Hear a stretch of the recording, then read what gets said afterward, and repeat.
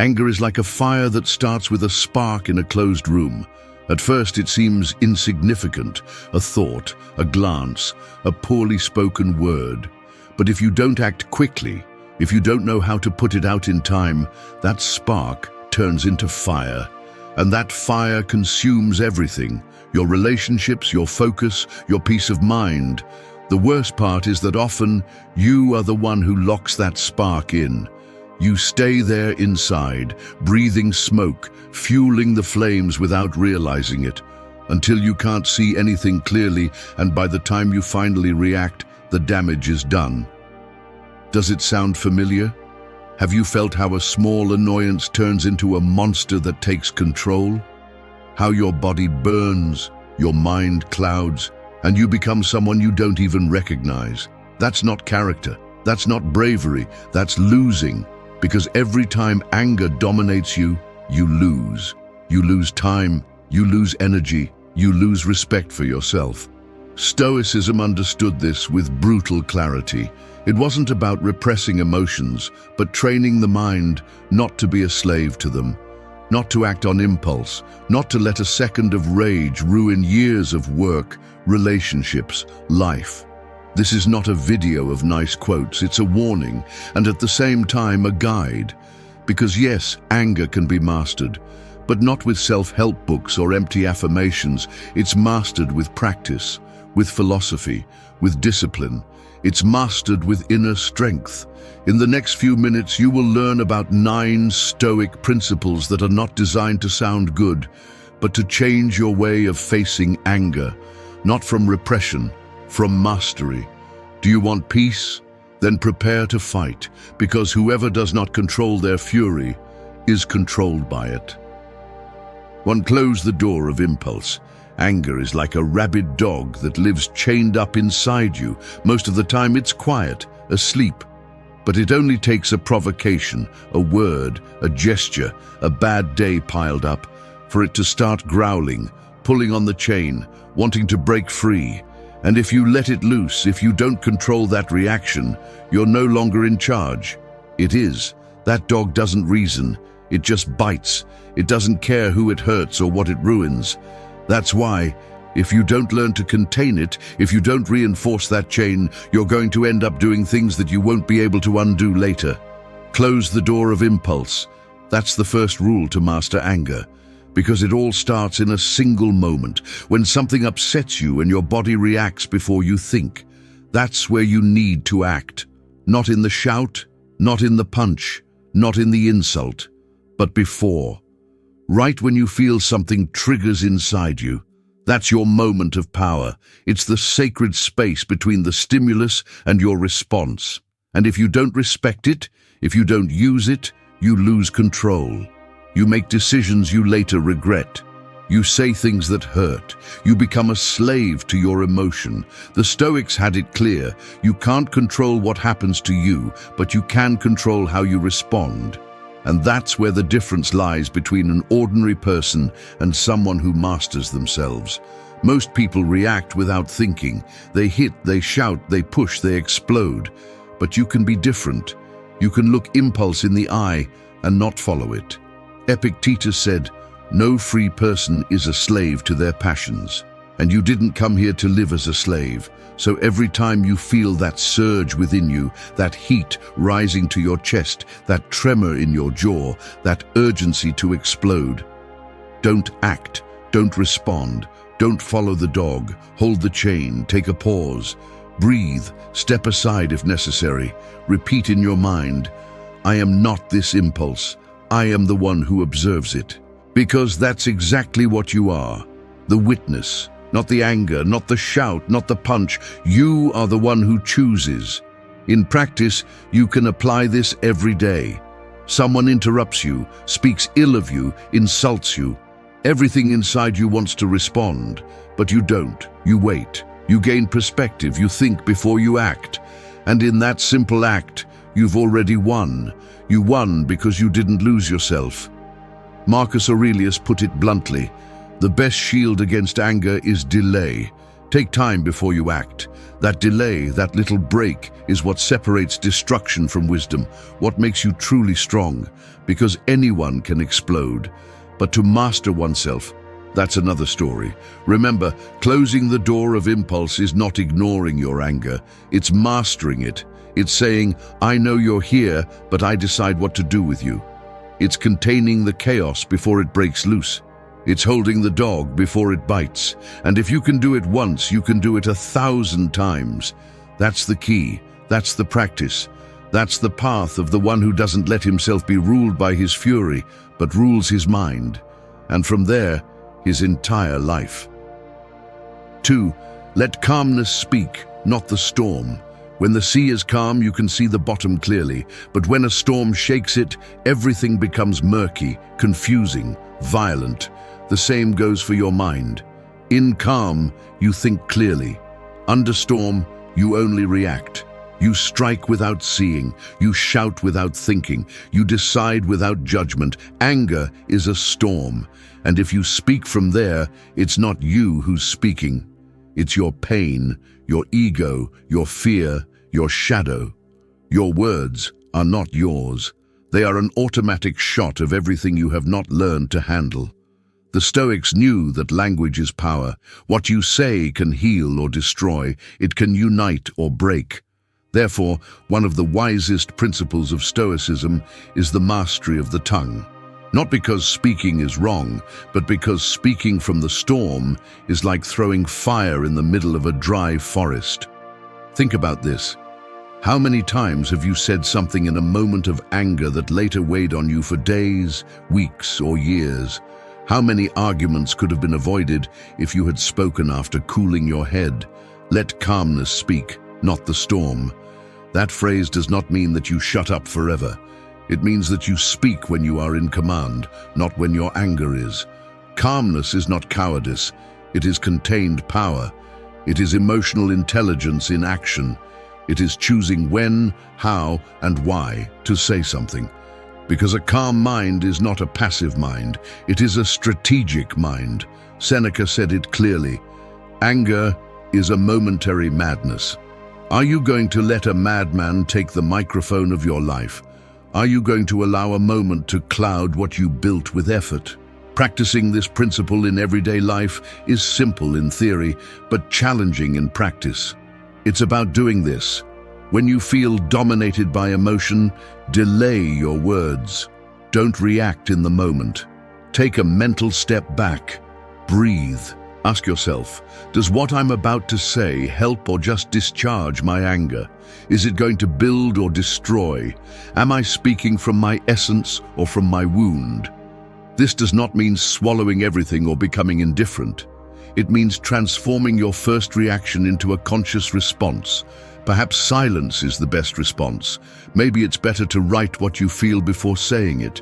Maybe you need an hour or a day to process it. That's emotional maturity. That's acting with real power.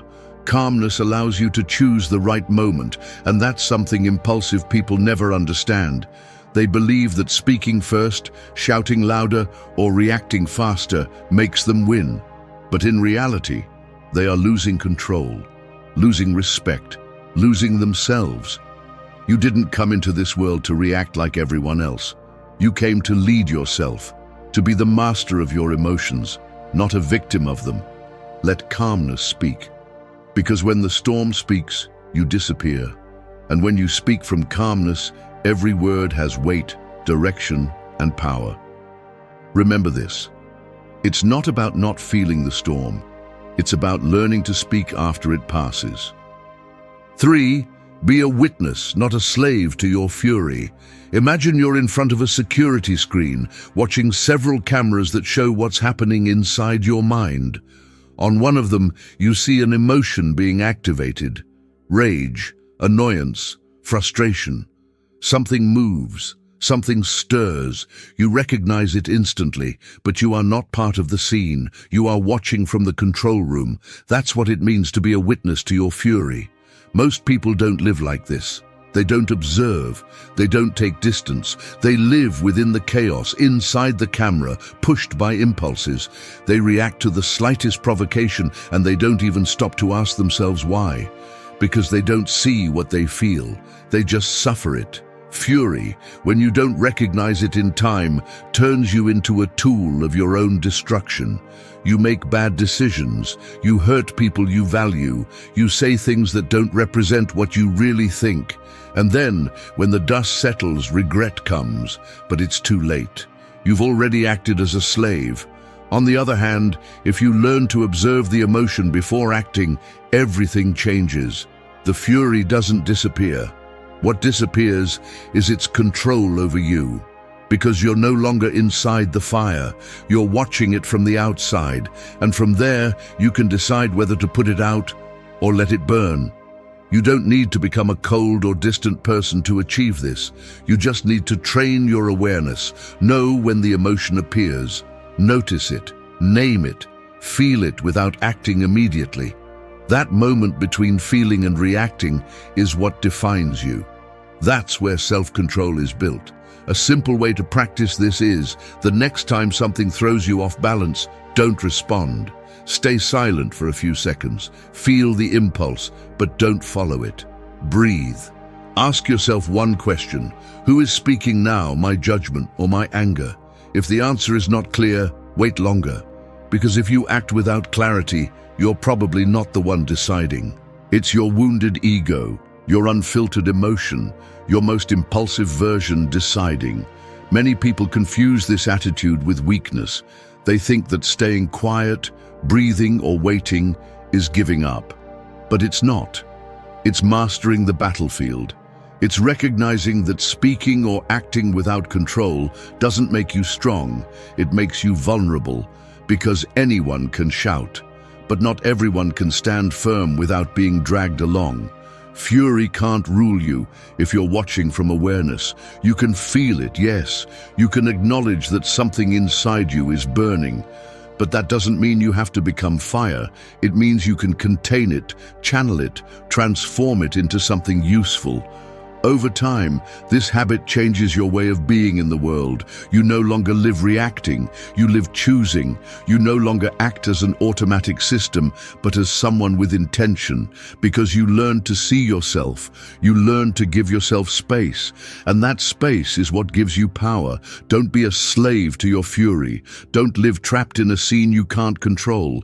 Take distance, observe, breathe, decide clearly. Because whoever can see their emotion without becoming it has already won. 4. Use silence as a shield. Silence is like an invisible armor. It can't be seen, it doesn't make noise, it doesn't impress anyone, but it protects. It stops blows that could escalate. It breaks the cycle of offense, response, offense. And above all, it gives you something that many don't value. Power. Power to think. Power to choose. Power to not react as they expect you to react. When someone attacks you, what they expect is an immediate response. A shout, an offense, a look of rage. It's as if they're throwing you a hook, hoping you'll bite. And that's where most people fall, biting the emotional hook, acting without thinking, responding without strategy. But you didn't come to this world to do what everyone else does. You can use silence as a shield. That doesn't mean lowering your head or letting yourself be trampled on. It means you choose when to speak and when to keep your words like a sheathed sword. It means you know that not every provocation deserves a reaction, that not every battle is worth the energy it consumes. Most arguments are not resolved with arguments. They are fueled by reactions. One says something, the other responds louder. They raise the tone. And when you realize it, it's no longer about the original problem, but about pride, ego, uncontrolled impulse. Silence interrupts that pattern. It breaks the chain of fire. When you decide not to respond instantly, you're saying without words, I'm not going to play your game. I'm not going to lend you my peace to feed your chaos. You are acting from mastery, not from reaction. In everyday life, this is applicable all the time. A discussion at home, a misunderstanding at work, a gratuitous criticism on social networks. Situations where the easiest thing is to explode. But that's where character is trained. When you have everything to react and you don't. You keep silent, you breathe, you look calmly. Not because you have nothing to say, but because you know that deciding not to speak is also a response, and often it's the most powerful one. Silence also allows you to listen, and when you listen carefully, you often discover that what seemed like an attack was actually pain, that what seemed like a provocation was a poorly expressed frustration, that the other person didn't want war, they just didn't know how to communicate. That doesn't justify anything, but it gives you perspective, and that perspective is only obtained if you're not shouting. Silence, used intelligently, is a strategy. It's a space to process before acting, to cool your head and look at the whole scene, to decide if it's worth investing your energy in that conflict, or if it's better to let it go and move on. Silence protects you. It gives you time. It gives you an advantage, and it allows you to preserve the most important thing, your center. Remember this: you don't always have to respond. You don't always have to prove something. You don't always have to defend yourself. Sometimes keeping silent is the bravest thing you can do, because it requires mastery, because it demands inner strength. Speak when your words can build. Keep silent when they would only feed the fire, not out of fear, not out of weakness, but because you know that whoever controls themselves respects themselves. And whoever respects themselves doesn't give their energy to any provocation. Silence is not emptiness, it's containment, it's firmness, it's saying, I'm here, but you don't decide for me. And that, in a world that reacts without thinking, is a form of real power. 5. Don't fight borrowed battles. Imagine you're walking calmly and someone hands you a sword. Without saying much, they just point in a direction and tell you, go and fight for me. Without thinking too much, you run towards the battlefield with fury, with intensity, eager to defend something, but you don't even know why you're fighting, nor what you're defending, nor against whom. You only know that you were dragged into the conflict, and you accepted. This is how many people live, fighting battles that are not theirs, carrying angers that did not start with them, responding to conflicts they don't understand, reacting out of loyalty, pressure, need to belong, or simple impulse. And then, when the fight ends, when the dust settles, they realize that they spent their energy, their time, and their peace on something that was never their responsibility. Don't fight borrowed battles. This Stoic advice may seem simple, but if you apply it, it changes your life, because it forces you to ask yourself something that almost no one stops to think about. Do I really need to get involved in this? Is it really my responsibility? Or am I reacting out of momentum, out of someone else's emotion, out of an absurd need to defend the indefensible? Anger is contagious. It's enough to be near someone frustrated to feel how they drag you along. It's enough to hear a complaint full of rage to adopt that anger as if it were your own. And when that happens, you're no longer being you. You're being an extension of someone else. You're lending your body, your mind, your energy to a problem that did not originate in you. Stoicism teaches you to filter, to identify what is really yours, not to enter all wars, no matter how much noise they make, because not everything that provokes anger deserves your response. Not everything that someone else considers urgent should become your priority. Sometimes the wisest thing is not to intervene. It's to let each person solve their own problems. It's to say, I'm sorry, but this battle is not mine. That's not indifference, it's respect. It's knowing that you also have limits, that your energy is not infinite, and that you're not obliged to carry the emotional conflicts of everyone else. In practice, this applies like this. When someone tells you a problem, before getting outraged with the same intensity, stop, listen, think. Ask yourself if that emotion is really yours, or if you're just adopting it. Ask yourself if your intervention is going to help. or just feed the fire. It also applies in other people's arguments. Two people fight, and you, out of loyalty or impulse, get in the middle, take sides, get emotionally involved, and end up paying consequences that were not yours to bear. You don't need to be in all of them. You don't need to prove your loyalty by dragging yourself into the mud. Sometimes, the best help you can give is to stand firm, serene, without losing your head. Because if you also fall into chaos, who is left standing? Choose your battles wisely.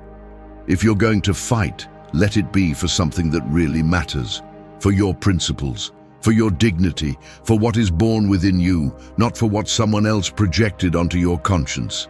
Don't become a warrior at the service of someone else's conflict. Become a guardian of your energy. And for that, you need to learn to say, no, this is not mine. I won't fight here. Because whoever fights all battles ends up losing them all. 6. Become strong from within. A building does not fall due to the storm. It falls because it was already weak from within. The rain only reveals what was already broken. The same happens with you.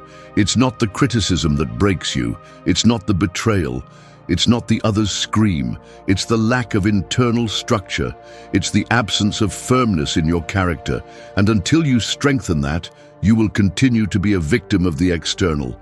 Every word will hurt you. Every gesture will move you. Every disagreement will put you on the defensive.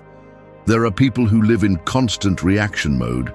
They get angry easily, explode at the slightest thing, and justify their bad temper by saying that that's how they are, or that life has treated them badly. But that's not being strong. That's walking around the world with a broken armor, hoping that no one dares to touch you. True strength is born within.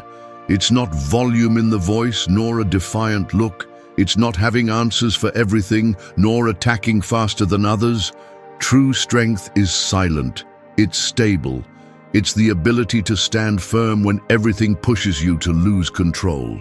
If you break every time something doesn't go as you expect, if your mood depends on the behavior of others, if your day is ruined by a comment, then you're not strong.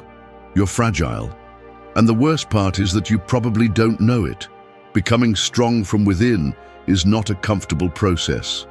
It requires you to look at yourself without excuses, to recognize the areas where you still react like a wounded child, where you seek approval, where you need to be right, where you take everything as a personal attack. Do you want to master your anger?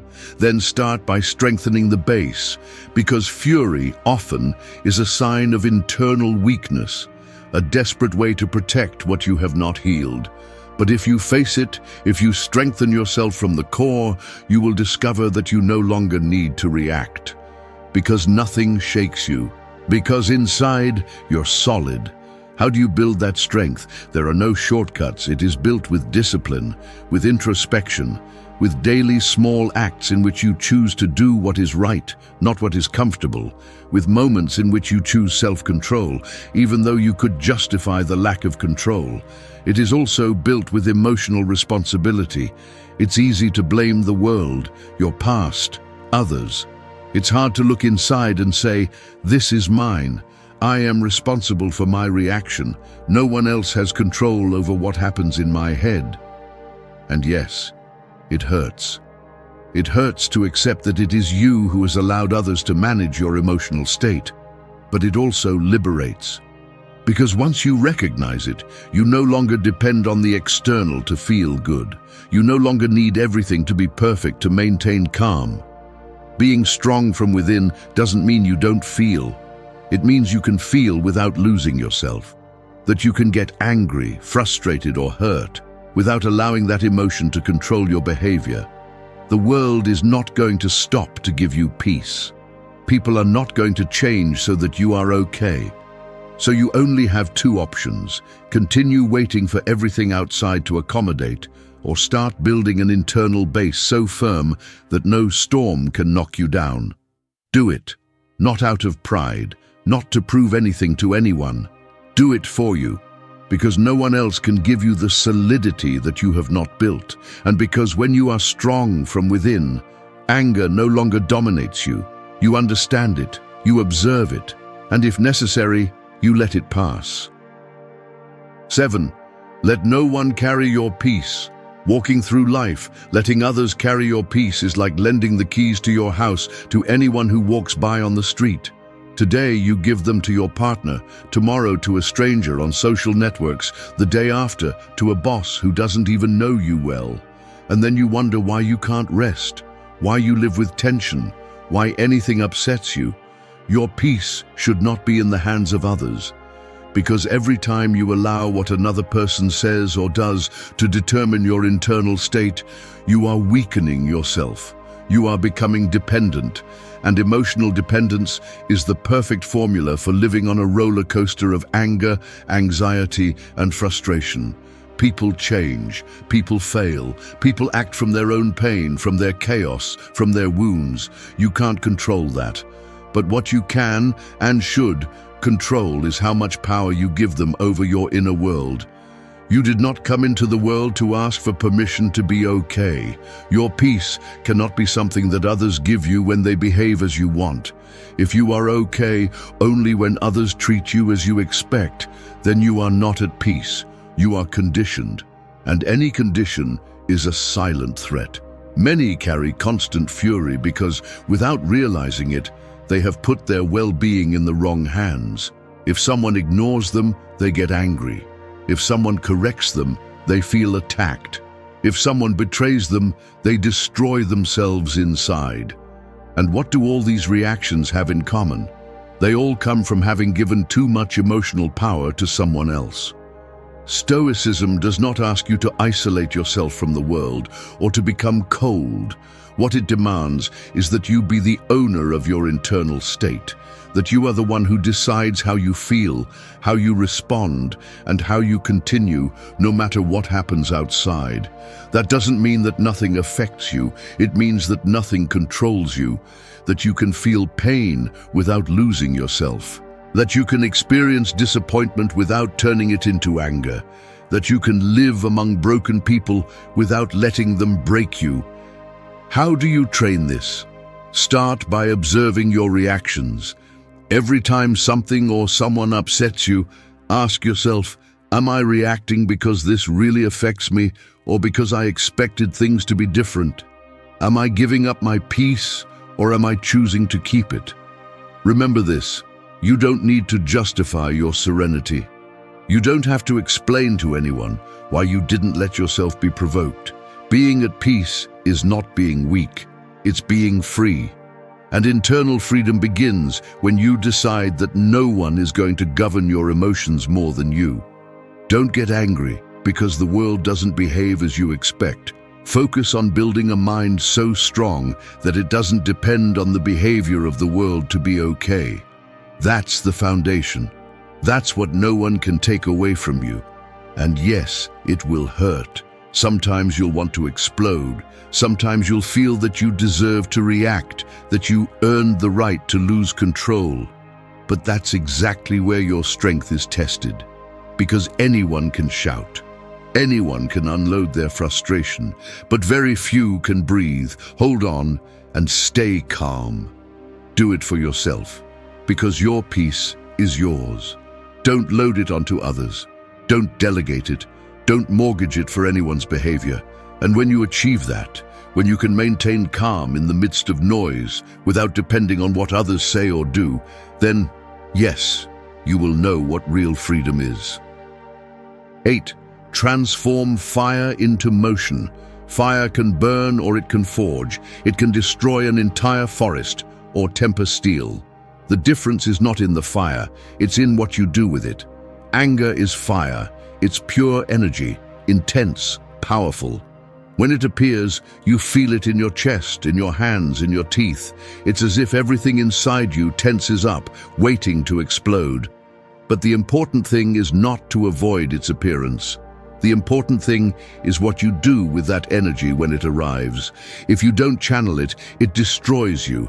It makes you scream, hit, sabotage your own relationships. It turns you into a bomb without direction. But if you transform it, it becomes impulse, a force for change, a drive to act with clarity and determination. It's not about repressing anger. Repression only accumulates it. Nor is it about letting it out without a filter. That only makes everything worse. What you need is to redirect it. Use it as fuel. Convert that intense emotion into useful motion. When something bothers you, instead of exploding, act with purpose. Exercise. Write. Go for a walk. Work on that thing you've been putting off. Improve your discipline. Use that inner fire to move forward. Because if you only spend it on anger, it evaporates without leaving anything. But if you invest it, it becomes progress. There are people who live ignited all the time, full of anger for what they don't have, for what others do, for what life denied them. But they do nothing with that fire. They only consume themselves from the inside. They only complain. They only react. And then there are the others. Those who take that anger and transform it. Those who turn frustration into work, into structure, into character. They don't need to speak loudly. They make themselves noticed by what they build while others scream. The difference is in the focus, in deciding that if you're going to burn inside, it's to temper yourself, not to self-destruct. It's to move, not to stay stuck in the same circle of reaction as always. Don't be afraid to feel anger. Fear not knowing what to do with it. Fear leaving it there, stagnant, rotting everything from the inside. Because ignored anger consumes you, but directed anger transforms you. Make it a habit. Every time you feel that urge to explode, to respond, to scream, stop and move, focus, advance. Do something that brings you closer to the life you do want. Use the fire. Don't let it burn in vain, because in the end, the fire is there. You can't completely extinguish it, but you can decide if you use it to illuminate or to burn. 9. Choose your inner tribe wisely. Your mind is like a boardroom. Inside it there are voices. Some urge you to act calmly, others push you into chaos. Some speak to you with reason, others yell at you from fear, ego, rage. And you, even if you don't notice it, live listening to them all the time. These voices are your inner tribe. They didn't come out of nowhere. They were formed with the experiences you've lived, the people who have influenced you, the ideas you've accepted without filtering. Every time someone told you that if you don't respond, you're weak, or that you have to make yourself respected by shouting, that voice stayed within you. And today, when something bothers you, it activates without asking for permission. Therefore, if you want to master your anger, it's not enough to control what you do outwardly. You also have to clean up your inner world. You have to check who is sitting at that mental table and start kicking out those who only add chaos. Not every thought you have is yours. Not every idea that appears deserves your attention. You have to become demanding with what you allow inside, because these voices not only opine, they influence, they push, they decide with you. Who is inside your inner tribe? Is it a voice that invites you to keep calm, or one that demands revenge? Is it one that seeks to understand, or one that wants to attack? Is it one that reminds you of your purpose, or one that only feeds your ego? Do this exercise. When you're about to react with anger, stop and listen. Which voice is speaking at that moment? Where does that idea come from? Is it your experience or an old programming that you never questioned? Because peace is not built only with breathing techniques or beautiful phrases. It is built by filtering what you allow inside. It is built with mental discipline, with clarity, with the courage to change thoughts that before seemed normal to you, but only sabotaged you. And yes, it's hard. Because many of those voices feel like you. They've been there for years, but they're not you. You are the one who decides who to listen to. You are the one who can change the conversation. Choose your inner tribe wisely. Surround yourself with ideas that build, not destroy. With thoughts that strengthen you, not poison you. And if a voice inside you only feeds anger, pride, or victimization, then don't give it more space. Don't play along. You don't need more war inside. True strength begins there, in an orderly mind, loyal to your values, not your impulses. Because if there is chaos inside you, the world will only amplify it. But if there is clarity inside, no storm can break you. Thank you for staying until the end of the video. If you watched the whole thing, comment, "I am Stoic," as our secret signal to know that you're a true student of Stoicism. Don't forget to subscribe and give the video a like if you enjoyed it. See you in the next video, and remember, keep cultivating your Stoic mind.